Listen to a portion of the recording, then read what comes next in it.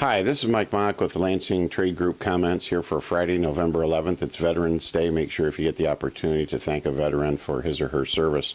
Again, we can't thank them enough. As far as markets overnight, we had a strong oilseed market right from the get-go in the evening trade. Stayed firm overnight, mostly 10 to 13 cents higher.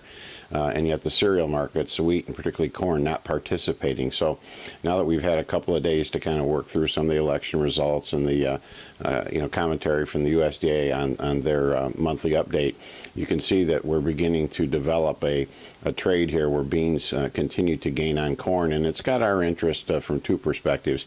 One, the grower with old crop corn, I think, is going to find it increasingly difficult to get the flat price that he had hoped for earlier. Now, we have to remind ourselves that it's a revenue game. It's not just price. So if you have a strong yield, if you're in an area that's got 225 bushel of corn, again, taking that yield times the current cash price might still work for you. So again, to focus on revenue opportunities, and as we mentioned yesterday, talk to your Lansing merchandiser, try to seek out good basis opportunities, take advantage of the carries that are being offered in the market, and try to reduce the exposure that you've got, because it's going to be very, very difficult to get old crop corn to push much with a carry out of 2.4 staring at us.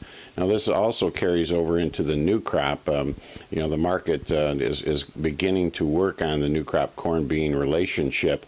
We've got new crop 17 soybeans north of $10, solidly so here this morning, and new crop corn futures are about $3.80, which is still reasonably close to last February, when the DEES average was $3.85. For crop insurance purposes, we ended up with a good spring and a 94.5 million corn acreage number. So the question would be, at 380 to 385 this February, if the market would hold in here, how many corn acres we could get. So the market may indeed here start to drive new crop prices down.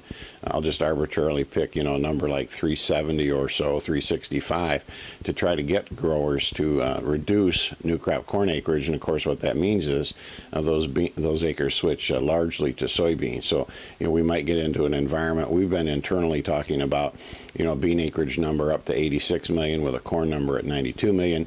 Maybe over time that works where corn goes all the way down to 90 million, which would be down 4.5 year on year, and the bean number goes up to 88 million.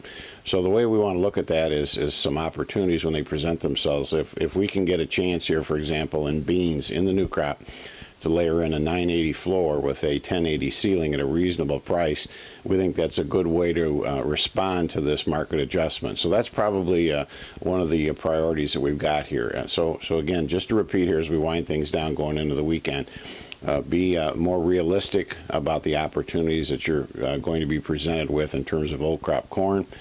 Keep examining on small bounces, the min-max opportunities in corn using 370 or 380 floors financed with 420, 430 type ceilings. And again, be very cognizant if you're going to make the switch, as many farmers now will be forced to plant more soybeans, make sure you protect them. And again, when you go out into the back end, out in the new crop, we love the min-max kind of approach. Look for a 980, 1080 at a reasonable price. We'll talk more about that in the days ahead. Have a great weekend. We'll see you next week.